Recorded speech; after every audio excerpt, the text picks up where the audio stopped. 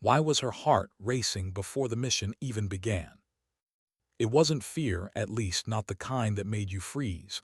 It was the quiet kind. The kind that whispers when everyone else is silent. The kind that says something coming. Sarah Martinez sat in the dim belly of a Navy transport helicopter, its rotors hammering the dawn sky. The desert stretched endlessly below, a land of dust and danger. She checked her medical kit for the fifth time, though she'd already packed it perfectly. Sterile gauze, tourniquets, IV lines, morphine injectors, her tools, her lifeline. She had done this before, 3 deployments, countless missions. But something about this one felt different. Maybe it was the target. Maybe it was the silence of the men around her. Or maybe it was the memory of the briefing. The way everyone had looked at the map, pretending the odds weren't as bad as they were. Rescue operation, high-value target, heavy enemy presence. That was all they were told, but Sarah knew what that meant: ambush country. The helicopter rattled violently as it cut across the mountains of eastern Afghanistan. Sarah looked to her left. Marcus, one of 2 Navy SEALs on the team, was quietly checking his weapon. He was steady, grounded. A father of 2 from Ohio, with a calmness that had carried them through more than one close call. His usual dry humor was missing this morning. That said enough. Across from her sat Jake, the younger SEAL. Reckless, sharp, always ready with a grin, but not today. Today his eyes stayed locked on the floor, his jaw tense. Sarah watched them both, knowing they were all feeling it, the tension that comes when something invisible presses down on a team just before contact. She reached up and touched the small cross on her dog tag chain. Her lips moved silently. "Let us all come back." The pilot's voice crackled over the comms. 5 minutes out. The sound pulled everyone back into motion. Weapons checked, radios adjusted, gloves tightened. Sarah pulled her helmet strap snug against her chin, then looked down at her hands. They were shaking slightly, not from fear, from anticipation. She had learned that distinction long ago. She closed her eyes for a brief second, picturing her parents back in Texas, her father in his garage, grease on his hands, her mother still teaching 5th graders at the local school. They had raised her to help people, to stay calm when others couldn't, to be the one who held it together when everyone else broke. That's what had driven her to become a Navy combat medic at 19. Not the thrill, not the glory, just the belief that saving a life was the highest thing a person could do. But every mission left its mark. Every soldier she couldn't save, she carried them all, invisible but heavy. The helicopter dropped altitude. The vibration grew harsher. They were nearing the landing zone, 2 miles from the village that intelligence claimed hid a Taliban cell and a captured informant. The wind outside turned to sand, swirling across the open desert. Sarah glanced out the small window. The landscape was brutal rock, dust, and silence. A world carved by war and sun. Perfect country for an ambush. Don't think like that, she told herself. Just focus. The helo flared and the ramp dropped with a metallic shriek. Warm desert air rushed in, carrying the scent of oil, dust, and distance. One by one, boots hit the ground. Sarah was among the first out, backpack tight, rifle slung, eyes scanning. The air burned with heat even before sunrise. 12 of them moved out in formation, heading toward the jagged ridgeline. The plan was simple: move low through the desert, reach the village before dawn, extract the informant, and call for exfil. Fast, clean. But plans were always clean, until the first shot. The desert was eerily quiet. Only the crunch of boots, the rasp of fabric, the occasional click of gear. The nightbird cried somewhere distant, a single sharp sound that cut through the stillness. Sarah's instincts itched. Something was wrong. The terrain felt too open. The silence felt too complete. Marcus suddenly raised his hand, the signal to stop. The team froze. Sarah dropped to a crouch, heart pounding as her eyes swept the rocky outcroppings ahead. Through her night vision goggles, the world glowed green and ghostly. Nothing moved, nothing breathed. But then just for a second she saw it. A glint, metal, a reflection from a rifle scope half hidden among the rocks. Her breath caught. Contact, Marcus hissed. The first shot cracked through the night, then the world exploded.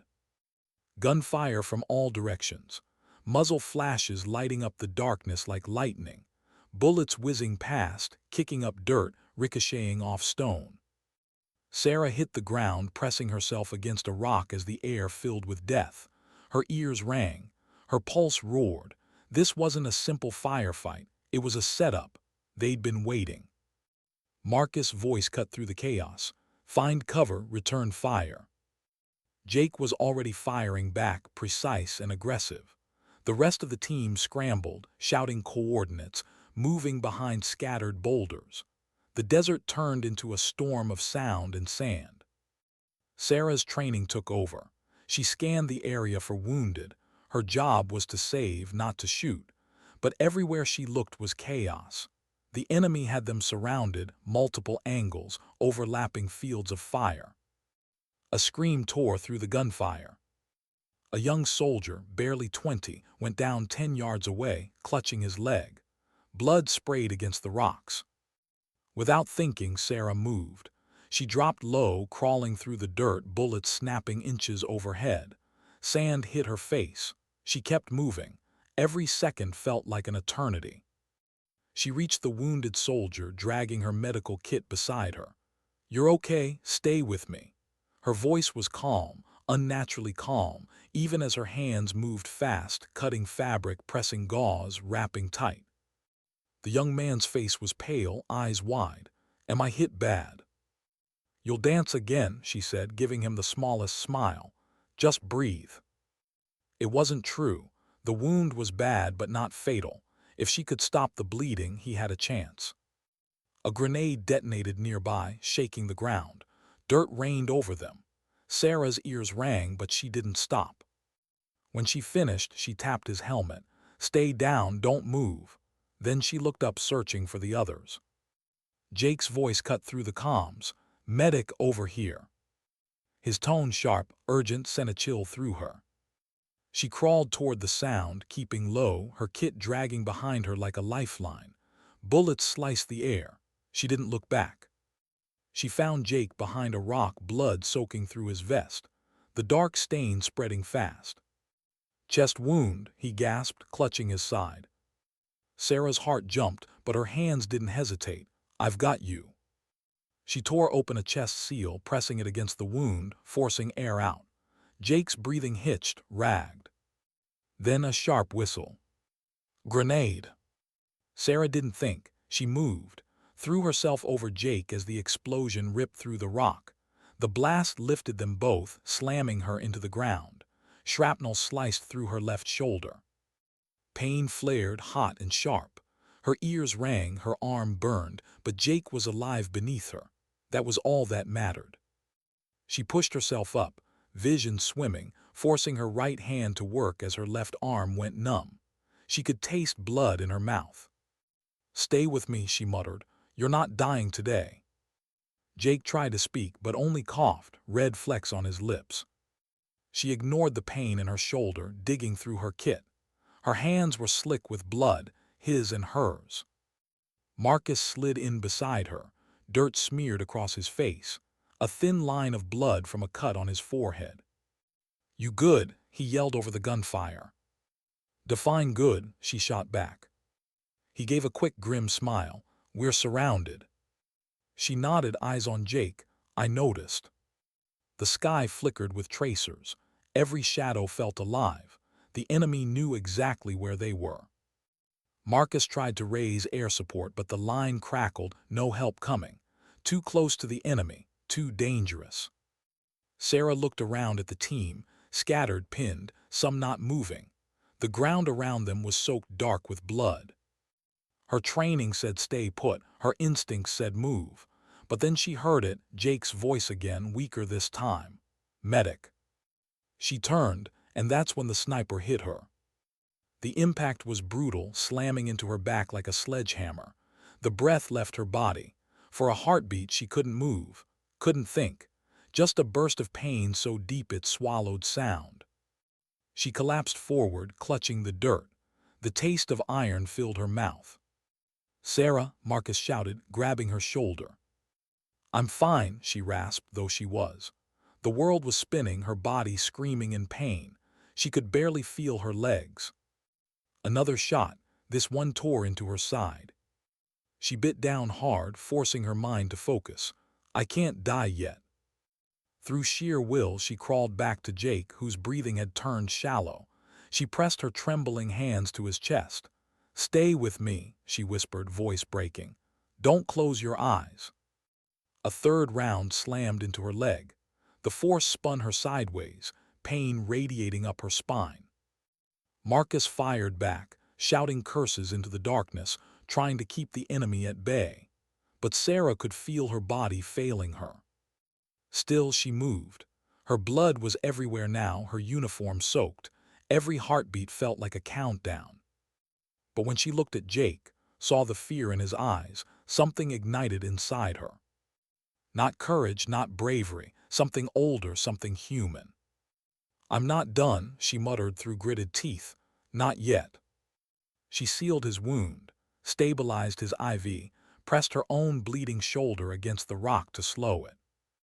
Then another shot, the fourth. Her right shoulder exploded with pain.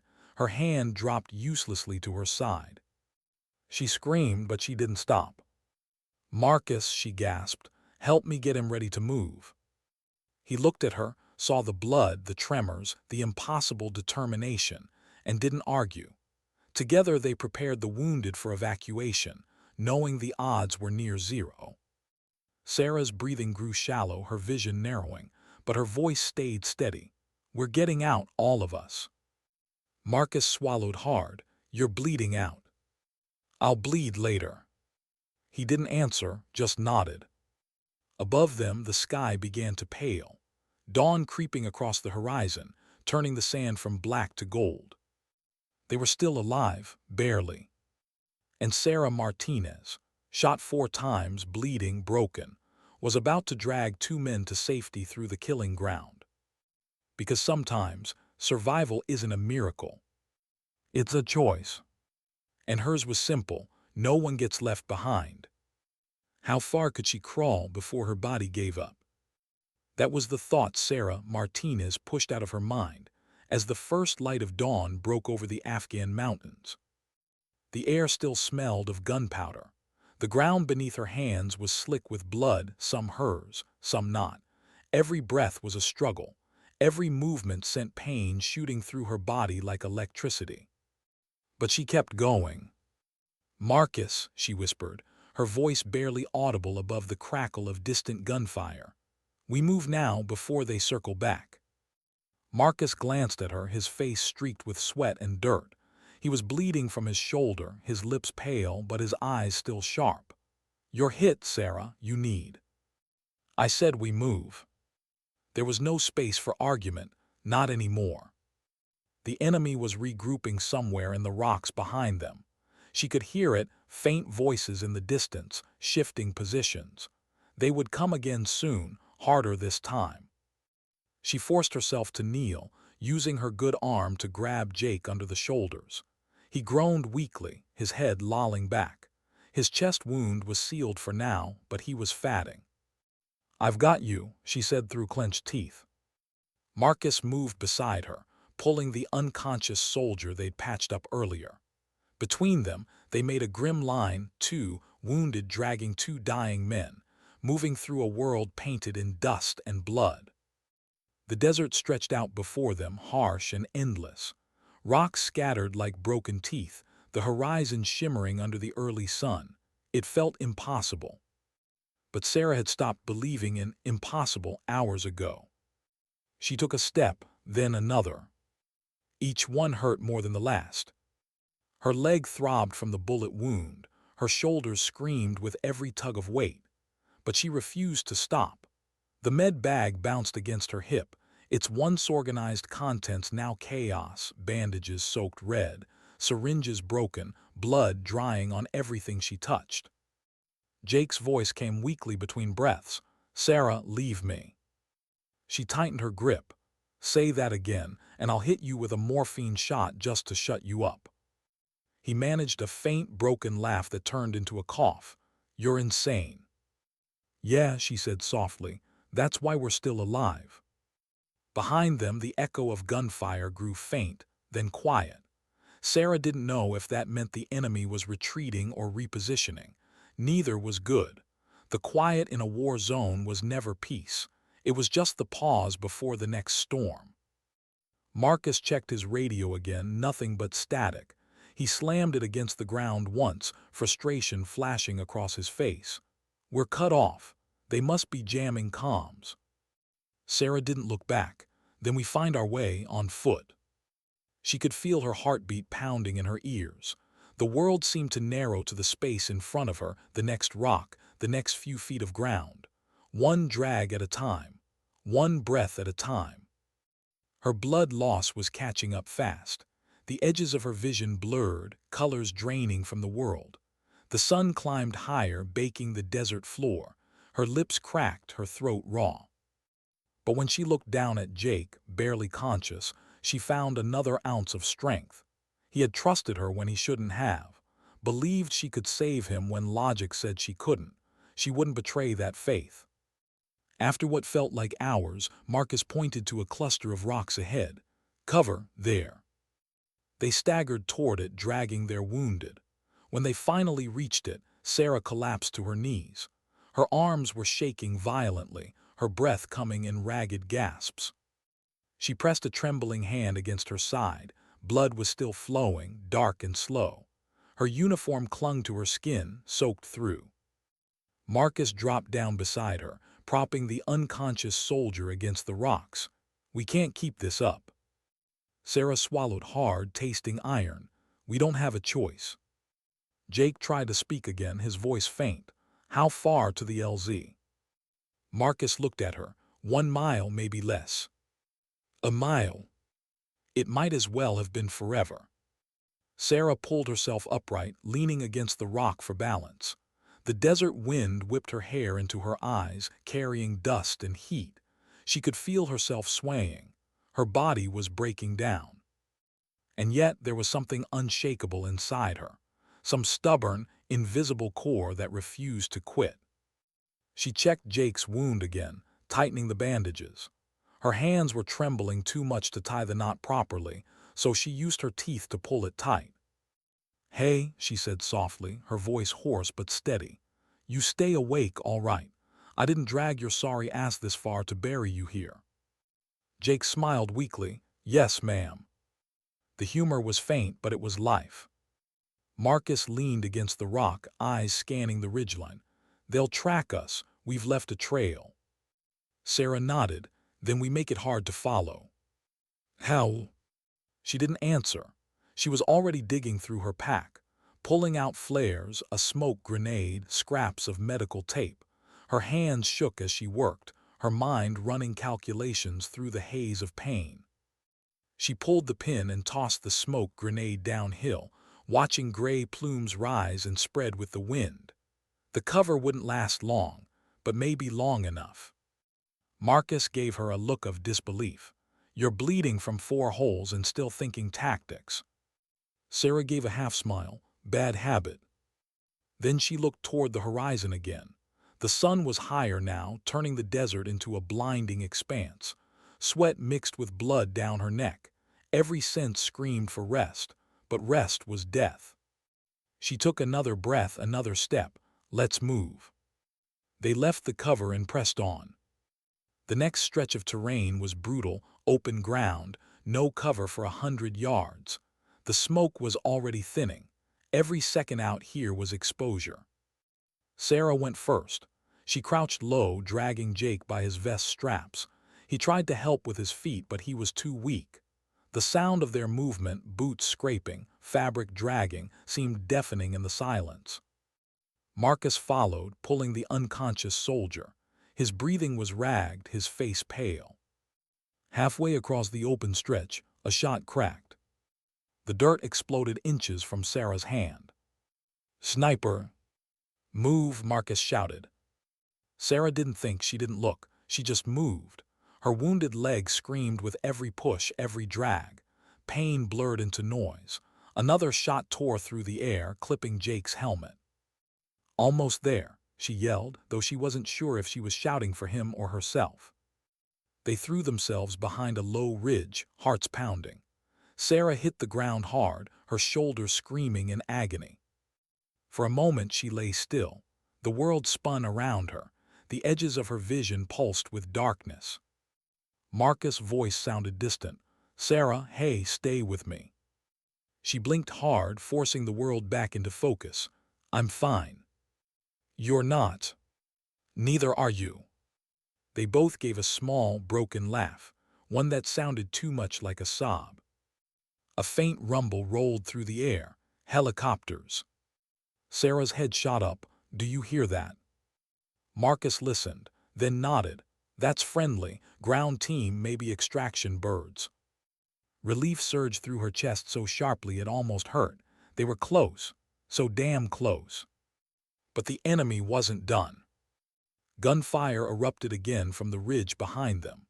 The desert exploded in chaos once more, rounds tearing through the sand, ricocheting off rock. Marcus returned fire with the last of his ammo, shouting into his radio for support. Static. Then a faint voice cutting through command. They had their signal again. "Copy, we're pinned. 4 wounded. 1 critical, 2 mobile," Marcus said between bursts. Sarah pressed her hand to her leg wound, trying to slow the bleeding. Her skin felt cold, her heartbeat sluggish.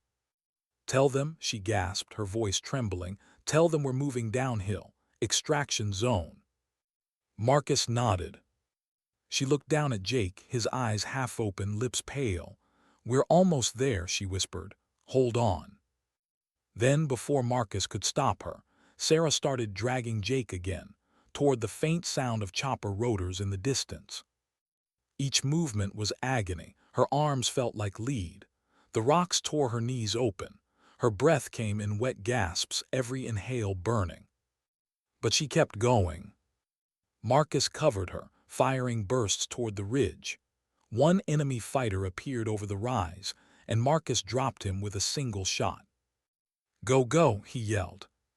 Sarah's hands were slick with blood, but she refused to let go. The smell of it, iron and sweat, filled her senses. The world was nothing but pain and motion. 50 yards. 30. 20. She could see figures ahead, silhouettes in American uniforms, waving, shouting, signaling. "Right here," Marcus screamed into his radio. "We've got wounded, need medevac now."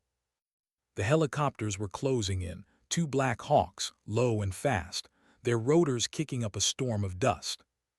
Sarah dragged Jake the last few feet and collapsed beside him, unable to move another inch. Her whole body was trembling. She looked up through the haze. The sky above was a blinding white. The air shook with the sound of rescue. Someone was shouting her name. Hands grabbed her shoulders, lifting her gently. A young medic knelt beside her, eyes wide at the sight of her wounds. "Jesus, she's hit multiple times." Sarah tried to point to Jake, to the other wounded. "Them first." But her voice faded. Her strength was gone. Marcus was shouting something. She couldn't make out the words. The world dimmed around the edges, sound turning distant. Then she felt a hand squeeze hers. "Jake." He was alive. He looked at her, his voice barely a whisper. "Told you you're insane." She smiled faintly, tears mixing with blood. "Yeah, but I get results." Her hand slipped from his, as darkness finally took her. The last thing she heard was the sound of rotors, the sound of home. And somewhere far away, the voice of a medic saying, "We've got her. She's still breathing." Sometimes, courage doesn't look like charging forward. Sometimes, it's just refusing to fall when your body says you should. And that morning in the Afghan desert, Sarah Martinez, shot 4 times, bleeding into the sand, refused to fall. What does it feel like to die and still come back? That's the question Sarah couldn't answer, even later. Because in those minutes between darkness and light, between breath and silence, She existed somewhere else. Somewhere far away from the desert, from pain, from the sound of war. There was only the hum of rotors and the voice of someone shouting her name. "Stay with me, Martinez. Stay awake." Her eyelids fluttered. The world came back in fragments, flashes of motion, the roar of helicopter engines, the metallic smell of blood and fuel mixed together. Cold air rushed across her face. Someone was pressing on her chest. Someone else was yelling vitals into a headset. 4 gunshot wounds, chest, back, leg, shoulder, pulse fatting. She wanted to speak, to tell them Jake was alive, that Marcus was still out there, but no sound came out. Her throat felt full of gravel. A mask covered her face. Oxygen, pressure. The medics' voices came fast, clipped, mechanical, the language of urgency. "BP dropping. Start another line. She's crashing. Get more fluids in now." Sarah's mind drifted. She was somewhere between the beating blades above and the heartbeat inside her chest, both struggling to stay in rhythm. The sound of it mixed with memories. Her father fixing an engine under the Texas sun, her mother's voice reading bedtime stories, the smell of oil and chalk dust.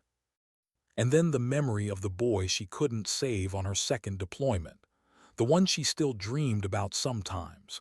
His eyes looking up at her, fatting. She had promised herself she'd never let that happen again. Her lips moved behind the mask. She didn't know if anyone heard. Not again. The medic looked down. "She's trying to talk. Stay with me, Martinez. You're going home." Home. The word hit something deep inside her. She felt the helicopter tilt, banking hard. A voice crackled in her earpiece, command coordinating the landing. "ETA 7 minutes to field hospital. Keep her stable." 7 minutes. She just had to stay alive for 7 more minutes. But her vision was fading again. The world narrowed to the rhythm of the heart monitor beside her. The sound was faint, distant, like it belonged to someone else. Her body felt heavy, sinking. The pain dulled into warmth, a strange, peaceful warmth. And then black. When she opened her eyes again, she wasn't in the helicopter. She was standing barefoot in a field, wide, endless, bathed in gold light. Wind moved through tall grass, whispering softly. There were no sounds of war, no pain, no blood, just quiet. She knew it wasn't real, but she didn't want to leave. Her shoulders didn't hurt. Her breathing was easy.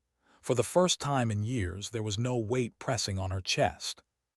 And then she heard her mother's voice, soft, familiar. "You did good, baby. You can rest now."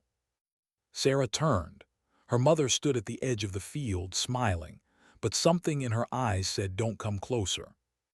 "Mom," Sarah's voice broke, "I can't. I have to go back." Her mother's smile didn't fade. "Then go." The field dissolved, the light faded, and the pain came roaring back. She gasped, choking on air as reality slammed into her again. The smell of antiseptic, the burn of lights, voices shouting, machines beeping.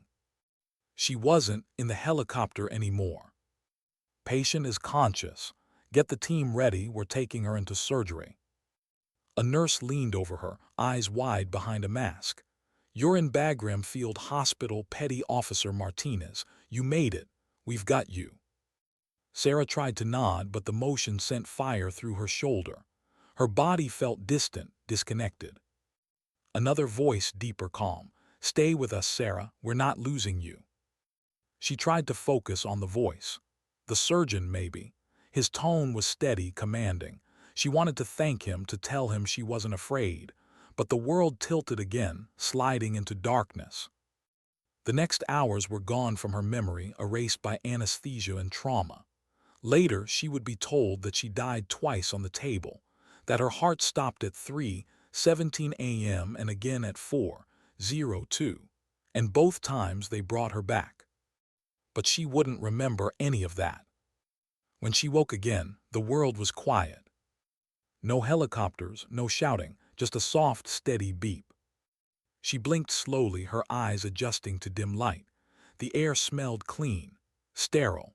The room was small, white walls, a single monitor beside her bed.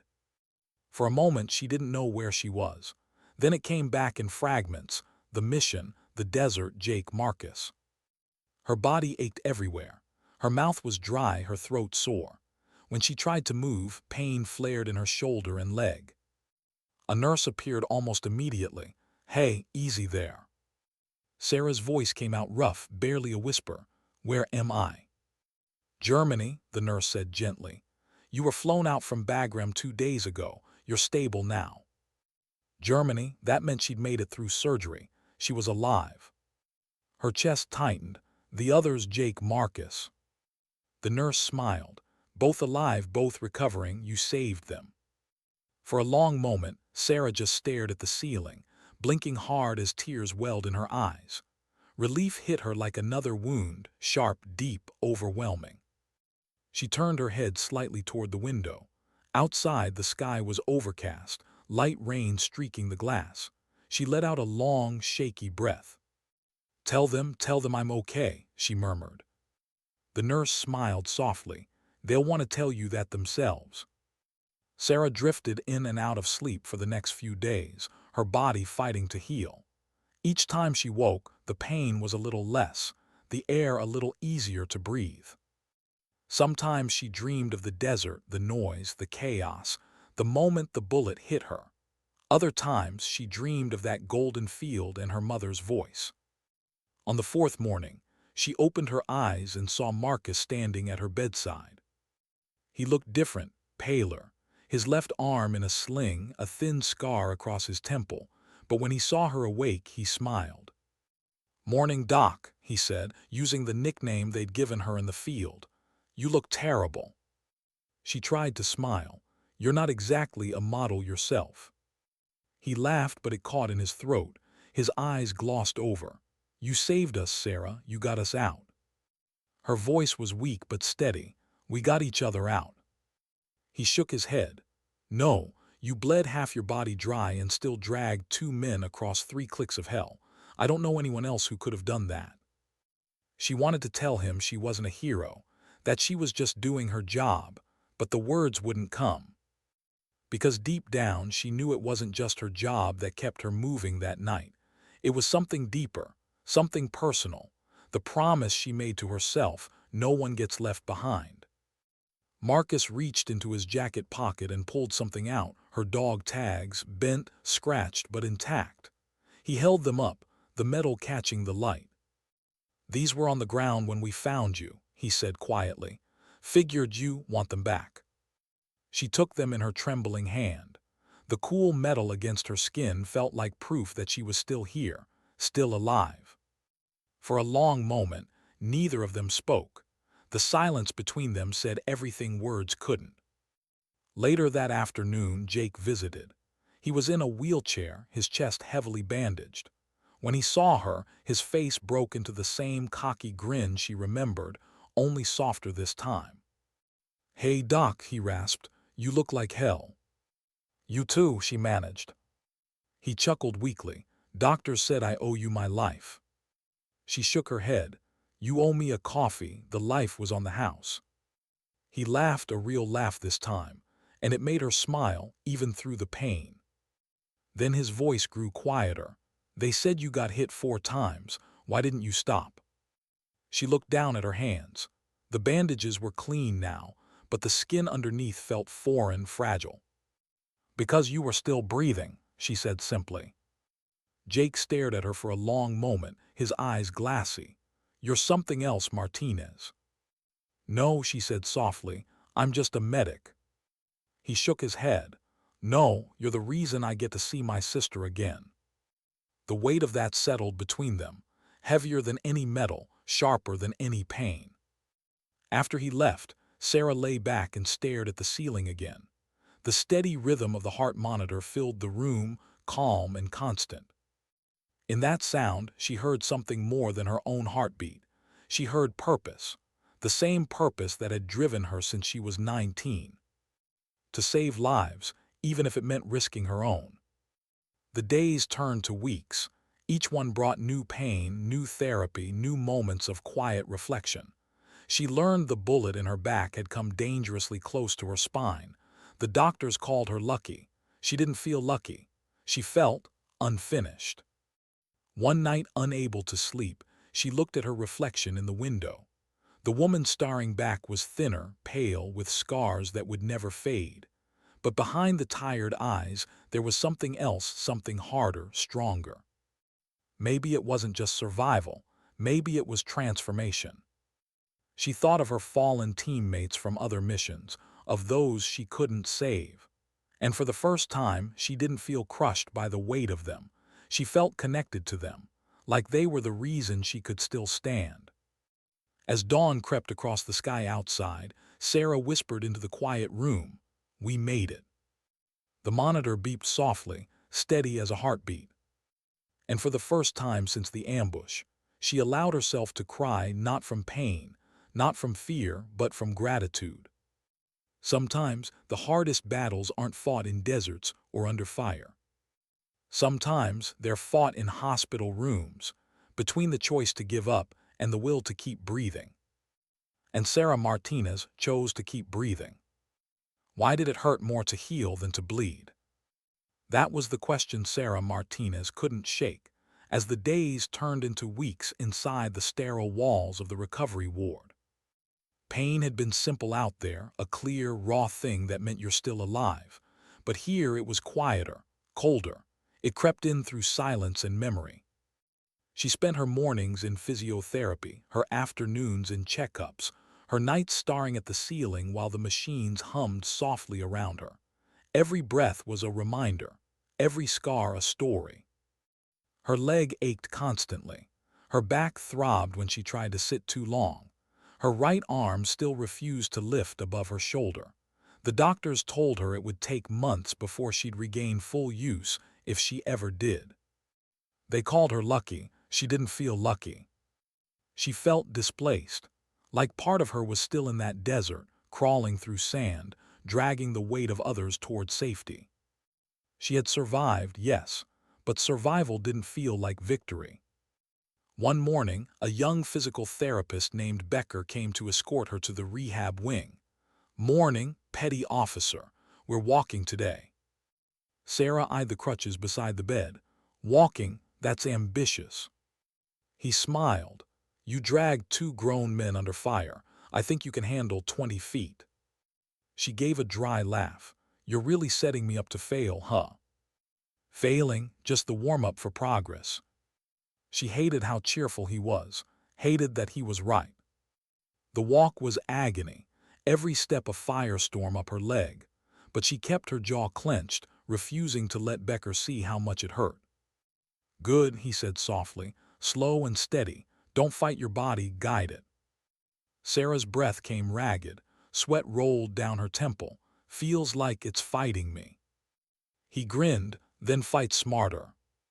When she finally sat again, her entire body shook. Becker crouched beside her. That was 22 feet, new record. She didn't smile. She just nodded. 22 feet. It felt smaller than what she'd crossed in the desert, but somehow harder. That night she couldn't sleep. Her muscles screamed. The phantom ache of the battlefield lingered. She closed her eyes and saw flashes, the muzzle flashes, the sand, Jake's blood, Marcus shouting her name. Her body tensed involuntarily, her breath catching. She felt again the hot snap of the sniper's round tearing through her shoulder. The explosion. The moment her body hit the dirt. Her hand gripped the bedsheet until her knuckles turned white. Then she forced herself to whisper aloud a small, trembling mantra. "It's over, you're safe. They're alive." It didn't make the memories fade, but it reminded her they had meaning. A week later, she had visitors. Marcus came first, walking with a limp but still carrying that unshakable steadiness that made everyone around him feel anchored. He brought her a folded flag, one that had flown over their fob before they were pulled out. "Command thought you'd want this," he said, setting it gently on her bedside table. "And there's talk." Sarah raised an eyebrow. "Talk?" He smirked, words spreading. "People are calling you the Iron Angel of Kandahar." She groaned. Oh God, please tell me that's not catching on. Too late, he grinned. You're already a legend, Martinez. She looked away, uncomfortable. Legends are for people who don't make mistakes. Marcus leaned forward, his voice low. You didn't make one, Sarah. You made a choice, and it saved lives. Don't cheapen it. Her eyes stayed fixed on the flag. I didn't save everyone. He didn't answer for a while. When he finally spoke, his tone was softer. None of us ever do. The next day, Jake wheeled in, grinning like a man who decided laughter was the only way to cheat death. Hey, Doc, he said, you're trending. Please don't tell me that's true. CNN, military forums, you name it. Combat medic survives 4 gunshot wounds, drags 2 SEALs to safety. That's your headline. Sarah sighed, leaning her head back. Great, I always wanted to be clickbait. Jake chuckled, then grew serious. They're giving you the silver star. Her eyes snapped open. What? It's official. Command's drafting the citation. Ceremony in D.C. once you're cleared to travel. She shook her head. No ceremony, I don't. Sarah, his voice was quiet now, the joking gone. You earned it. She didn't respond. The word earned made her chest tight. She hadn't felt like a hero. She felt terrified, bleeding, broken, acting on instinct and fear. After Jake left, Sarah stared at the flag again. Her reflection shone faintly in the frame above it, pale skin, bandaged shoulder, eyes too old for 25. That night she dreamed of the desert again. Only this time she wasn't crawling toward safety. She was standing, watching herself drag the others, watching from above, powerless to help. In the dream, she tried to shout, to tell herself to stop, to rest, to let someone else take over. But the words wouldn't come. When she woke, tears stained the pillow. Becker found her in the rehab wing the next morning, pushing herself harder than ever, sweat pouring down her face, her hands gripping the bars so tight her knuckles were white. Martinez, he said gently, you'll tear your stitches. She ignored him. I need to walk farther. Why? She didn't answer immediately. Her voice cracked when it came. Because I can't fail where others died. Becker stepped closer, lowering his tone. That's not how healing works. She looked up at him, eyes shining with exhaustion. It's how I work. He nodded slowly. Then at least do it smarter. Over the following weeks, progress came inch by inch. She relearned the rhythm of her body, how to balance, how to lift, how to breathe without pain. But the hardest part wasn't physical. It was learning to forgive herself for surviving. Every time she saw her scars in the mirror, she thought of those who hadn't come home from other missions. Men and women she'd patched, bandaged, held, and lost. Some nights she still heard them in her sleep. But one evening, as she sat by the window watching rain streak down the glass, a realization came, quiet, almost gentle. Maybe surviving wasn't selfish. Maybe it was part of the duty too. Because if the dead could speak, they wouldn't tell her to carry their weight. They tell her to keep moving, to teach, to lead, to make the pain mean something. 2 months later, she was walking on her own again. Limping, yes, but walking. Command sent an official letter confirming her award and inviting her to Washington. The Silver Star, one of the nation's highest honors for valor in combat. She stared at the paper for a long time before folding it and setting it aside. She didn't care about medals. Medals couldn't stitch the world back together.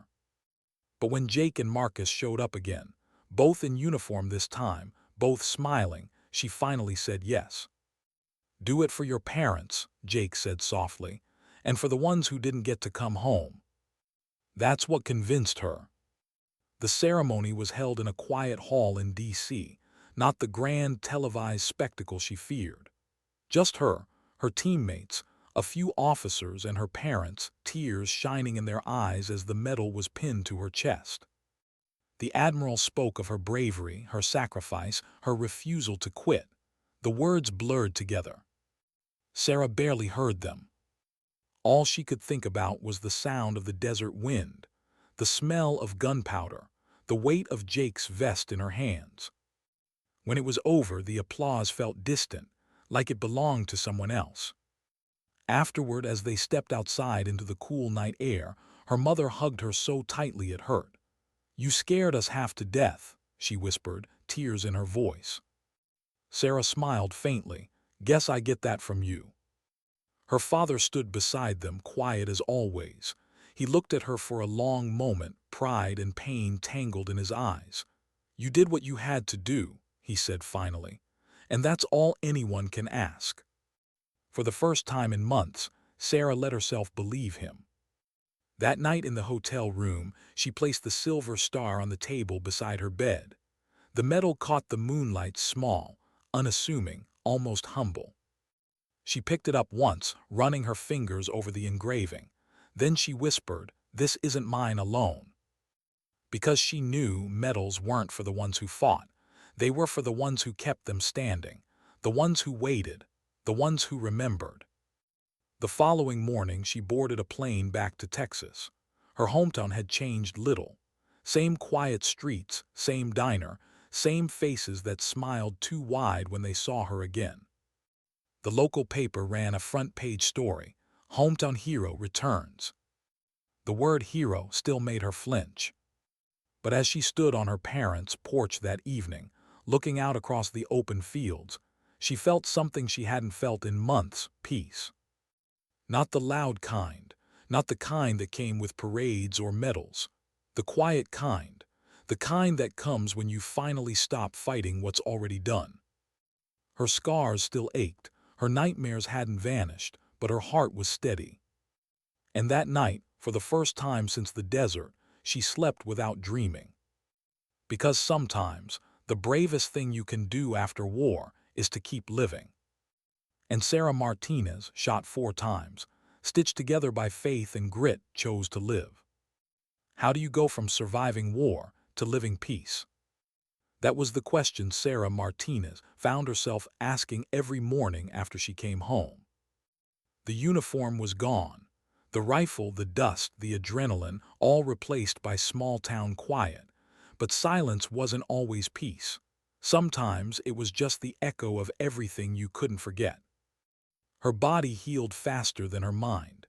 Within a few months, she could walk without crutches. The scars, 4 of them, faded into pale reminders across her shoulder, back, and thigh. Her strength returned, but her nights remained restless. Sometimes she woke gasping, heart pounding, hearing phantom gunfire. Other times she lay awake for hours, replaying that endless crawl through the desert. The sound of Jake's breathing, the feel of the sand mixing with blood. Her parents tried to help, gently, the way only parents could. Her mother cooked too much food. Her father fixed things around the house that didn't need fixing. Both pretended not to notice when Sarah slipped outside in the middle of the night to sit under the stars, alone. For months she told herself she was fine, but she was.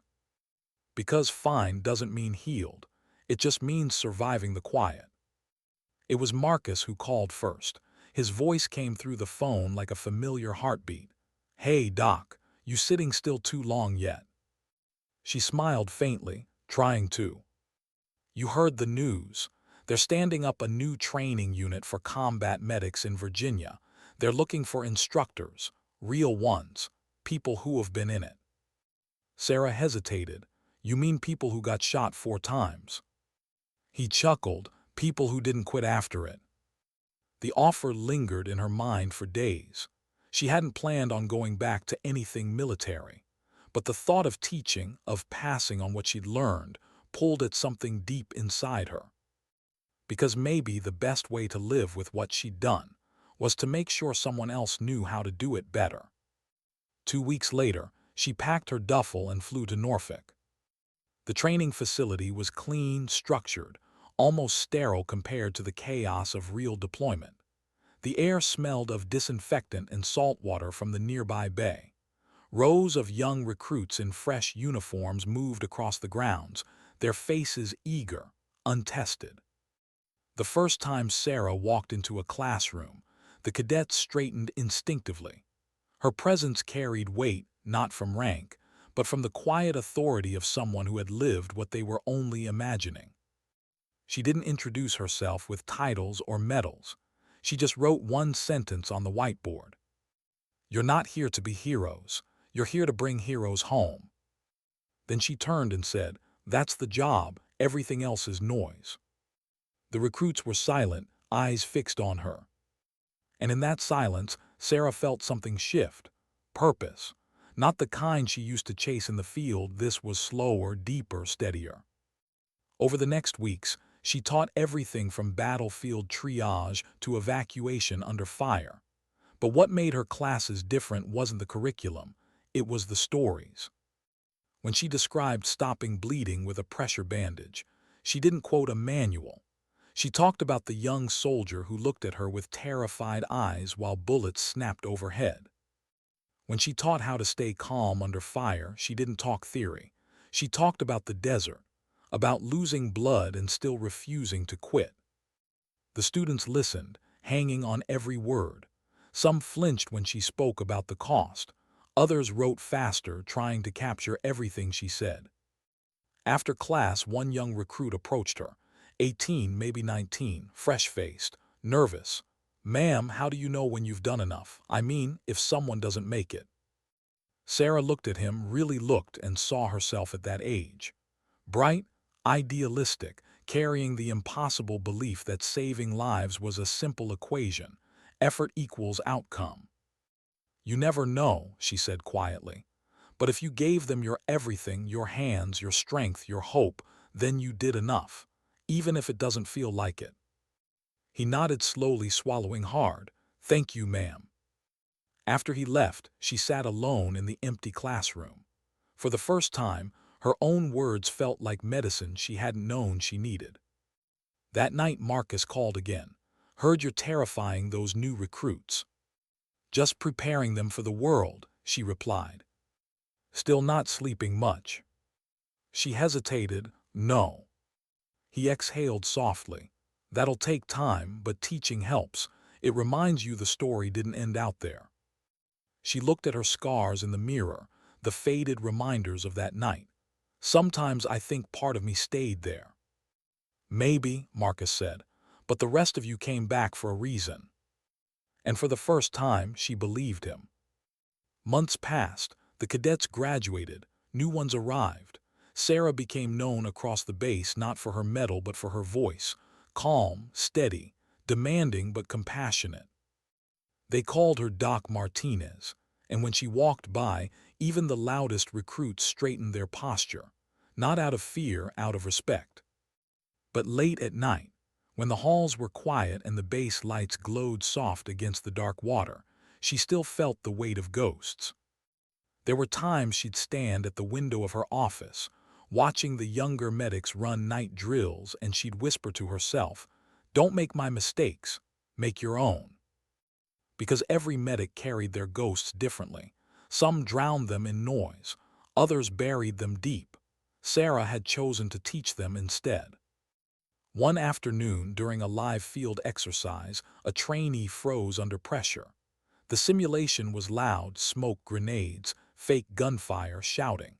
The young woman dropped her pack, hands trembling, unable to move toward the wounded. Sarah jogged over, her limp barely noticeable now. She knelt beside the trainee, speaking quietly so only she could hear. "Hey, look at me. What do you see?" The trainee's eyes darted up, glassy with fear. I can't do it. I can't think." Sarah nodded slowly. "Good. That means you're human, but listen, that fear. It's not your enemy. It's the part of you that cares whether they live." The girl blinked, breathing faster. Sarah placed a hand on her shoulder. "Breathe. You don't have to be fearless. You just have to move anyway." The girl swallowed, nodded, and went back to work, clumsy but focused. When it was over, she turned to Sarah and whispered, "Thank you." Sarah smiled faintly. "You did the hard part yourself." Later that night, Sarah sat alone by the empty training field. The wind carried the faint smell of smoke and earth. The stars above looked the same as they did over the Afghan desert, eternal, indifferent, watching. She thought of Jake and Marcus, of her students, of every medic who would face what she faced one day. And she thought maybe this was what survival was for, not just to live, but to teach others how. The next morning, Becker, now working as a senior instructor, handed her a letter from command. "Transfer option," he said. "They're offering you an advisory post overseas, safer, administrative." Sarah looked at the paper for a long moment, then folded it. "No." Becker raised an eyebrow. "No. I'm not done here." He nodded, smiling faintly. "Didn't think you were." Weeks turned into months, months into years. Her limp faded, her scars faded, but her legend didn't. Every medic who trained under her carried a piece of her lessons into the field. And every time one of them wrote back, a short letter, a quick thank you, a message saying your words helped me keep someone alive, she felt something heal a little deeper inside her. It wasn't about redemption anymore. It was about continuity, a chain of courage passed quietly from one pair of hands to another.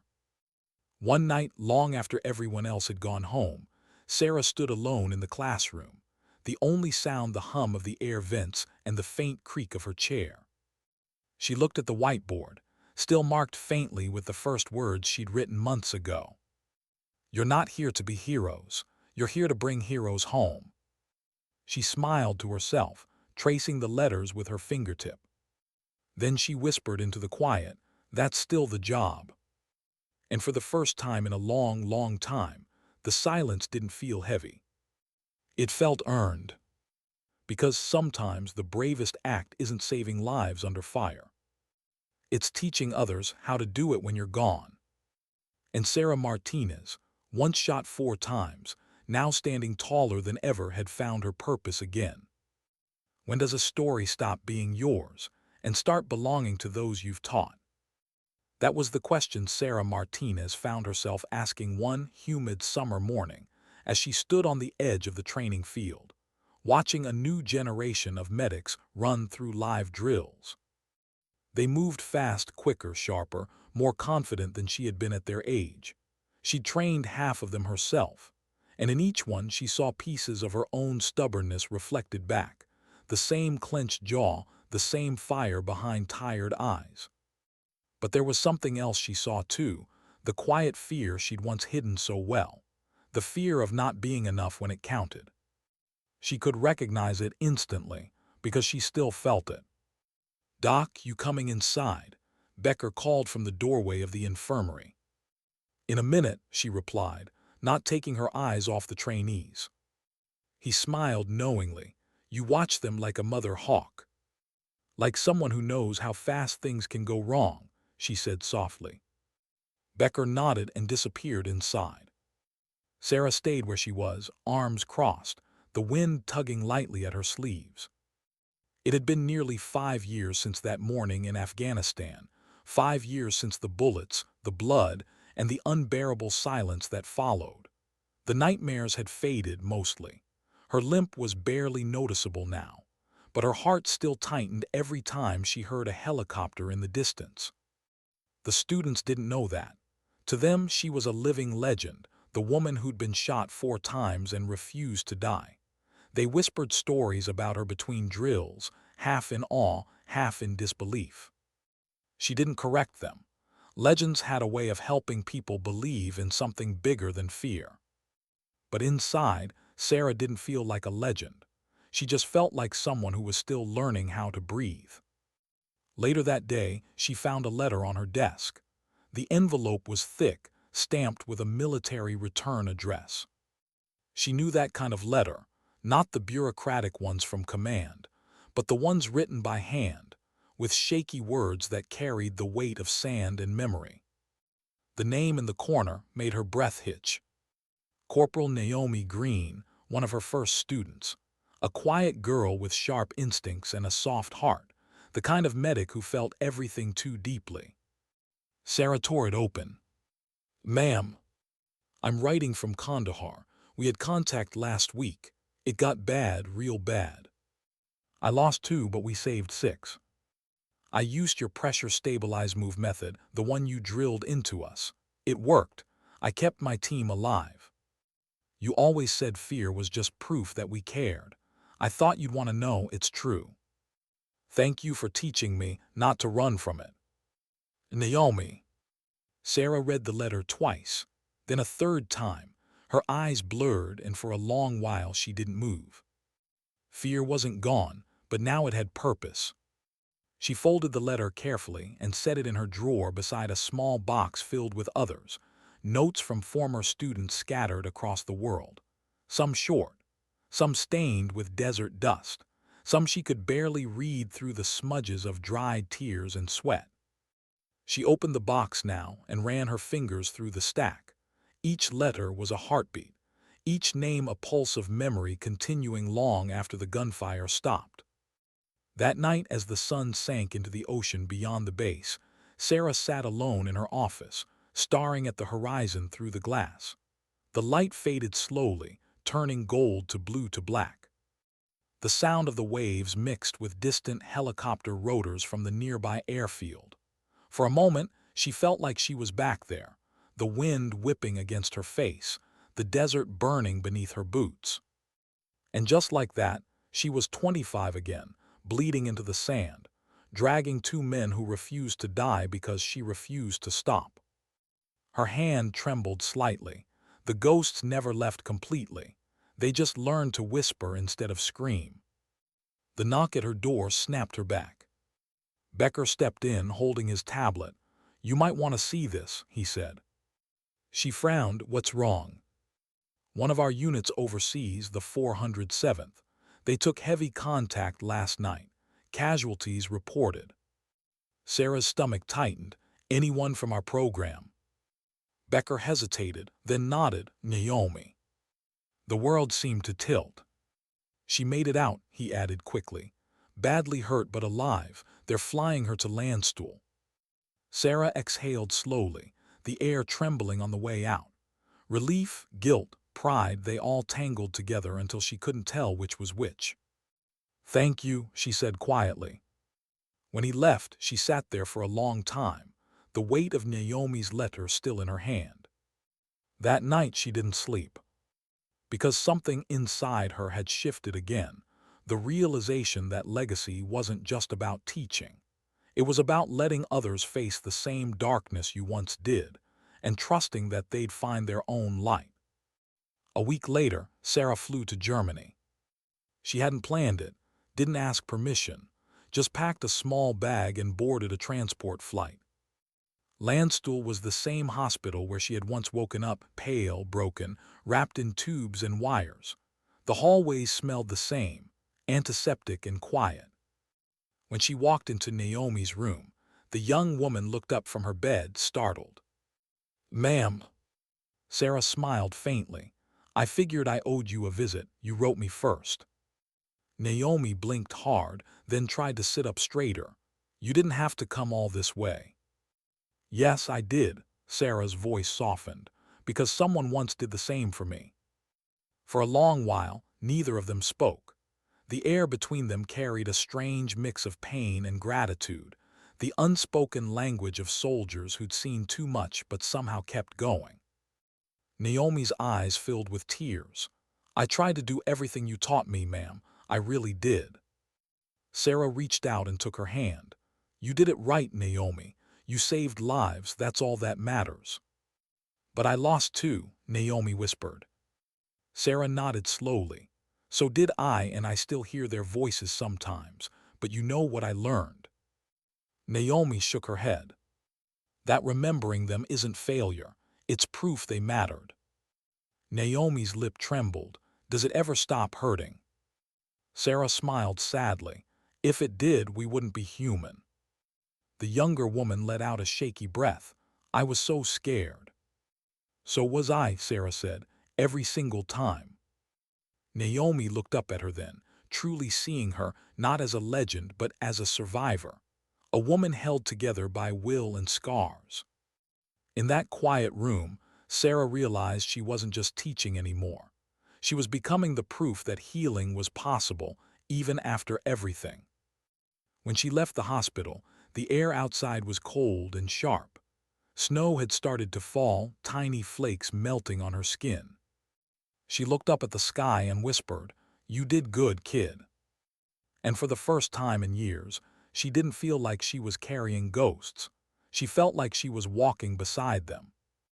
Back in Virginia, the next training cycle began. The recruits were younger than ever, their eyes bright and unscarred. Sarah moved among them with quiet authority, correcting, guiding, encouraging. But there was a new gentleness in her voice now. Less steel, more humanity. During one lecture, a trainee raised his hand. "Ma'am, how do you know when you've done your part, like really done?" Sarah paused. The question hit her deep. She thought of Naomi, of Jake, of Marcus, of the ones who didn't make it. Then she smiled, a slow, thoughtful smile. "When you've taught someone else how to keep the world from falling apart," she said, "that's when you've done your part."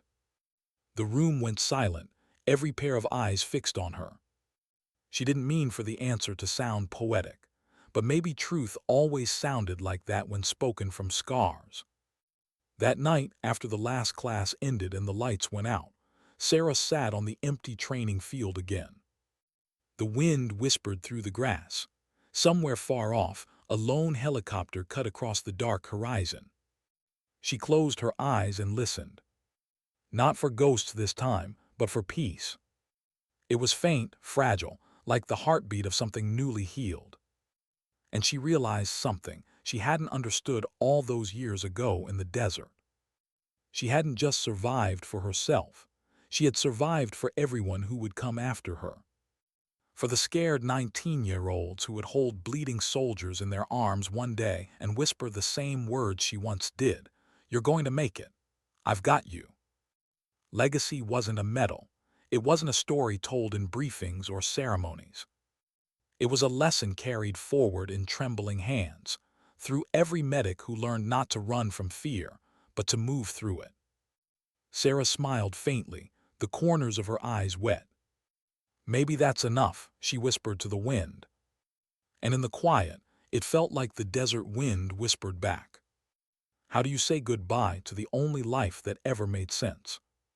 That was the question Sarah Martinez had been avoiding for months. She stood on the tarmac one cold Virginia morning, watching a medevac chopper lift off from the training field. The wind whipped through her short brown hair, stinging her eyes with dust and cold air. She didn't blink, didn't move.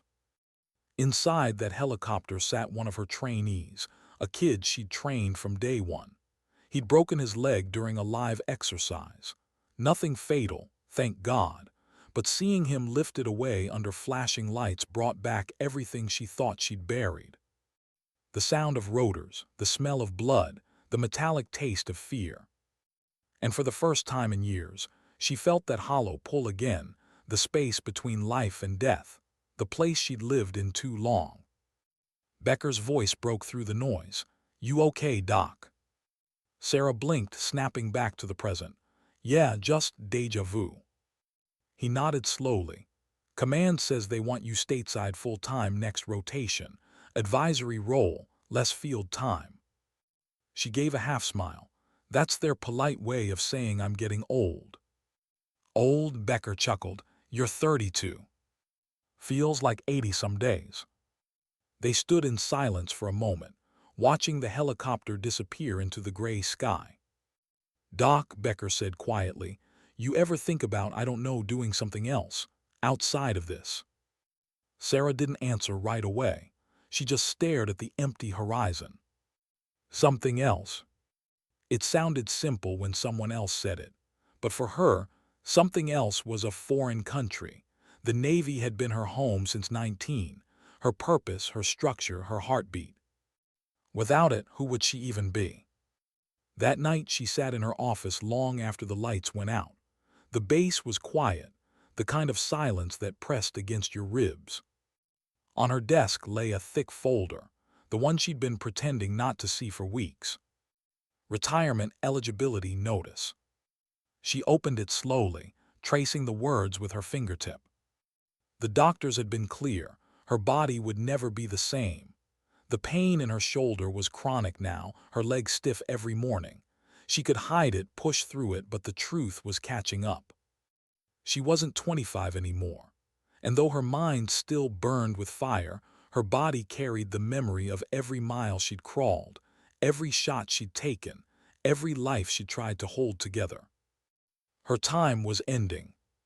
She leaned back in her chair, staring at the small wooden cross hanging on the wall, the same one her mother had sent her during her first deployment.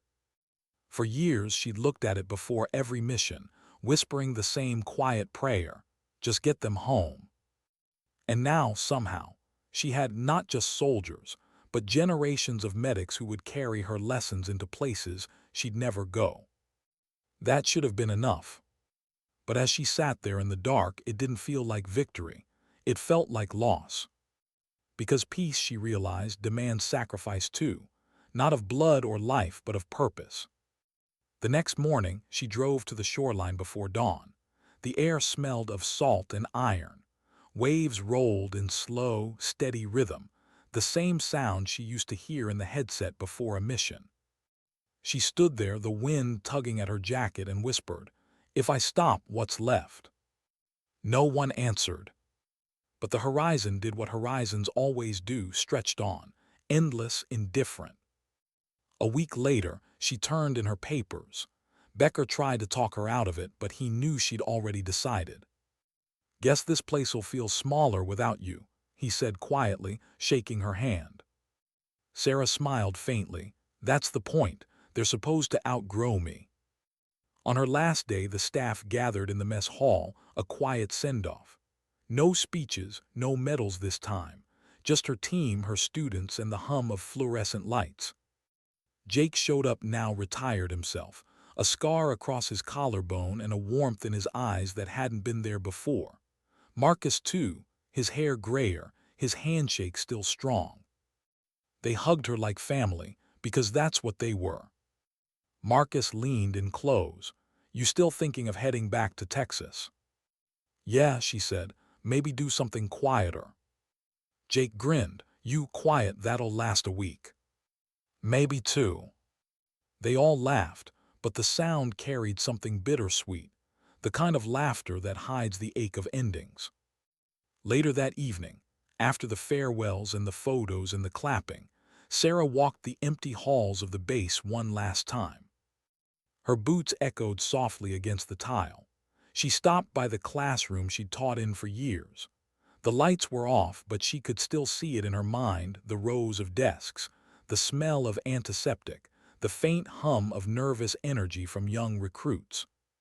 On the whiteboard, someone had written a message in marker. "Thank you for teaching us to be brave, even when you were." Sarah smiled through the blur in her eyes. She wiped the corner of her cheek with her sleeve, then whispered, "You have no idea how brave you already are." She turned off the last light and walked out. The move back to Texas felt both like coming home and stepping into someone else's life. Her parents had aged. The town was slower, smaller. The people still recognized her, still whispered the word hero when she walked past. She hated that word less now, but it still didn't fit. She wasn't a hero. She was just a survivor who refused to stay silent. Within a month, she joined the county EMS service as a paramedic. No ranks, no salutes, just long shifts, sirens, and the steady rhythm of saving lives one at a time. It felt right. Different from war, but familiar enough to feel like breathing. The first call she took was a car accident outside town, 2 injured, 1 unconscious. As she knelt beside the wreck, the smell of oil and blood hit her. For a moment she froze, flashes of the desert, the gunfire, the helicopter, all slamming back at once. Her breath hitched, her vision blurred. Then she heard a faint voice from the wreckage, "Help, please." And just like that, she was back in control. Training, instinct, focus. "Hey," she said softly, her tone calm, steady. "I've got you." She worked fast, pressure, stabilize, move. Her hands were sure, her mind clear. The young man's breathing steadied as they loaded him into the ambulance. When it was over, she sat on the roadside, watching the flashing lights fade down the highway.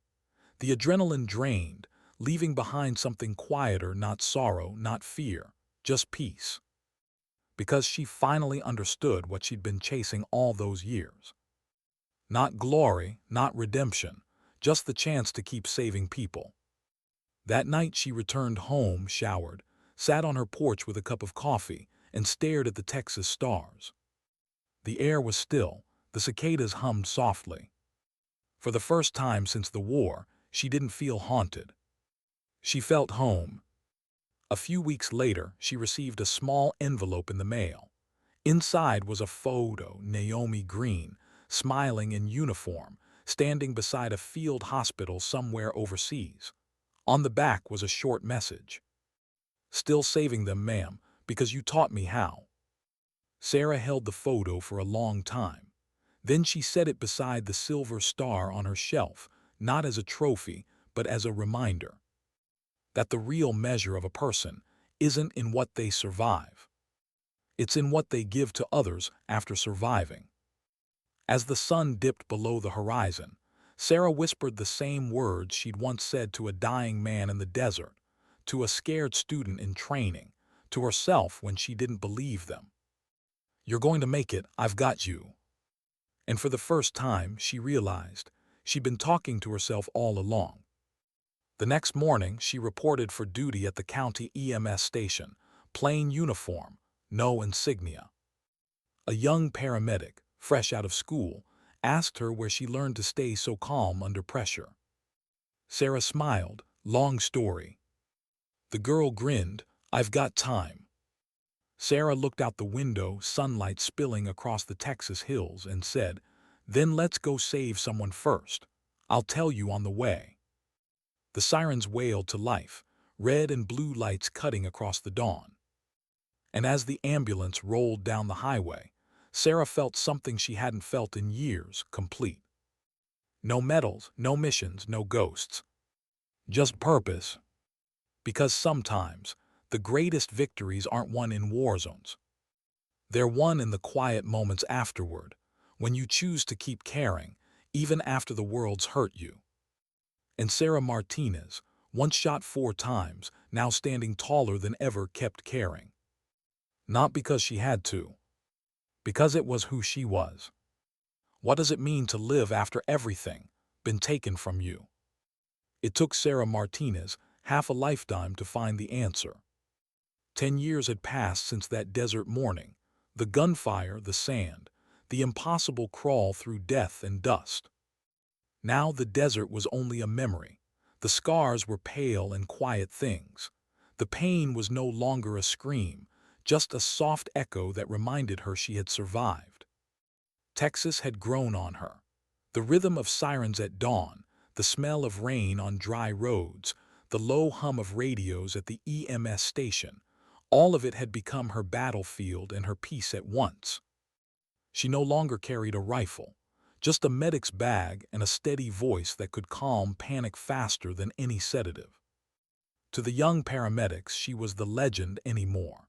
She was just Sarah, the one who always showed up first, who never raised her voice, and who somehow made even chaos feel safe.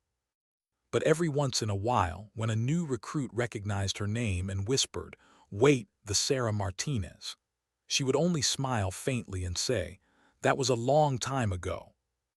Because she had learned that sometimes surviving means letting the story belong to others. One late summer evening, she drove home from a long shift. The highway stretched endless beneath a blood-orange sky. She pulled over at a ridge that overlooked the fields, her secret place. The same spot she'd come to after the accident on her first EMS call years ago. The wind was warm, the air full of crickets and distant thunder. She sat on the hood of her truck and closed her eyes. She thought of Jake, now a father living in Colorado. Marcus, retired and finally writing that book he'd always talked about. Naomi, still deployed, leading medics of her own now. And she smiled, because somehow the pieces of her story had scattered across the world and taken root in others. Legacy, she realized, wasn't a monument. It was motion, the steady passing of courage from one life to the next. Her phone buzzed, a message from Naomi. "Ma'am, we lost a man today. I held his hand the way you taught me. He didn't make it. But I remembered what you said, that sometimes the only thing stronger than pain is presence. I stayed, I didn't look away, thank you." Sarah's eyes glistened as she read the words. Presence, that was the thing she had learned in war and spent her life teaching afterward. That being there mattered more than being fearless. She typed back only 3 words. "You did right." Then she set the phone down, staring out into the dying light. The sun dipped low, turning the sky to fire. Shadows stretched long and soft across the Texas fields. And for the first time in a long time, she didn't feel like she was chasing meaning. She simply was. Months later, the county invited her to speak at a small memorial, nothing grand, just a local event honoring emergency workers and veterans. She hesitated at first. Public speaking was never her comfort zone, but something in her said yes. The day came bright and cloudless. Rows of folding chairs sat under a white canopy, the air thick with the smell of coffee and sun-baked grass. When Sarah stepped to the podium, the murmurs died down. She looked out at the faces, old veterans, young recruits, families holding photos. She cleared her throat, her voice low, even. "I don't have a speech," she began. "I have a story, but it's not mine alone." The crowd stilled. "I used to think bravery meant not being afraid. But fear isn't weakness, it's proof you still care. The trick isn't to erase it, it's to walk through it anyway." She paused, her eyes softening. "I've seen people do impossible things. Crawl through fire, drag their brothers through gunfire, hold pressure on a wound when their own hands were bleeding. And every time it wasn't heroism that kept them going.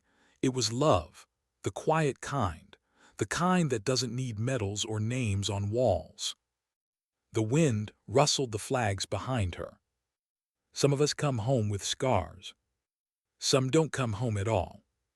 But if you're lucky enough to make it back, the only thing you owe the fallen is to keep living in a way that would make them proud. A pause, a deep breath. Because survival isn't the end of the story. It's the beginning of responsibility. Her voice trembled slightly on the last word. She looked down for a moment, then back up. "I was shot 4 times in a war most people forgot. And for a long time, I thought my purpose ended there. But then I realized, surviving meant I still had work to do. To teach, to heal, to remind others that strength doesn't always shout, sometimes it whispers." Silence followed, the kind of silence that means every word landed exactly where it needed to. When she stepped down, an older veteran reached out, gripping her hand. "Thank you," he said, "for reminding us why we're still here." She nodded, eyes shining. "We're all still here for someone." That night she drove home under a wide, star-split sky. The world felt vast again, not empty, just open. She stopped by the small cemetery outside town, the one where she sometimes sat without reason, just to think. She walked among the stones, reading names she didn't know. Some had flags, some had flowers. She knelt beside one of the unmarked ones and placed her hand on the grass. "I never met you," she whispered, "but I hope someone remembers your name somewhere. If not, I'll remember for you." Then she stood, brushed the dirt from her knees, and walked back to her truck. The headlights washed over the field as she drove away, and for a moment she saw the reflection of her younger self in the mirror, the girl bleeding in the sand, whispering to 2 wounded men, refusing to give up. She didn't flinch this time. She just smiled at her. Because the woman she'd become finally knew what that girl had fought for. Not medals, not recognition, just the right to keep helping others, quietly, endlessly. Years passed. The hair at her temples turned silver. The limp came back, softer now but constant, a gentle reminder of the life she'd lived. She retired from EMS at 50. The town held a small gathering for her, coffee, laughter, hugs that lasted too long. When someone asked what she'd do next, she smiled and said, "I think I'll rest for once." But she didn't really rest. She volunteered at the community college, helping train young EMTs. Sometimes she sat at the back of the classroom, just listening, smiling when the new instructor repeated something she herself had said years before. It always made her heart ache in the best way, knowing her words had become someone else. She didn't need her name remembered, just her lessons. One quiet afternoon, long after class ended, Sarah walked alone along the edge of a lake near her home. The water was calm, reflecting a sky streaked in pink and gold. She sat down on the wooden dock, the boards creaking softly under her weight. Her reflection stared back, older, wiser, lined with time but still steady. A gentle breeze rippled the surface, blurring her face. And she thought maybe that's the point. We're not meant to see ourselves clearly forever. We're meant to ripple, to touch others and fade, leaving only movement behind. She closed her eyes. The sounds of the world fell away, the water, the wind, the faint laughter of children playing somewhere behind her. For a long moment, everything was still. And in that stillness, she thought of every heartbeat she'd saved, every lesson she'd passed on, every quiet act of strength that had built a chain longer than she'd ever see. That was enough. Because dignity, she realized, doesn't always wear medals or make speeches. It doesn't shout or demand to be seen. Sometimes dignity doesn't speak. It simply acts. And somewhere, across oceans and deserts and small towns, a young medic knelt beside a wounded man, whispering the same words Sarah once did. "You're going to make it, I've got you." And though Sarah Martinez would never know that moment, her hands were there, in the steadiness, in the calm, in the courage passed forward. That was her immortality. Not fame, not glory, just the quiet echo of strength that never needed to be seen to matter. Because true heroism isn't found in bullets or medals. It's found in the stillness that follows. The choice to heal, the courage to keep going, and the grace to do it all without needing applause.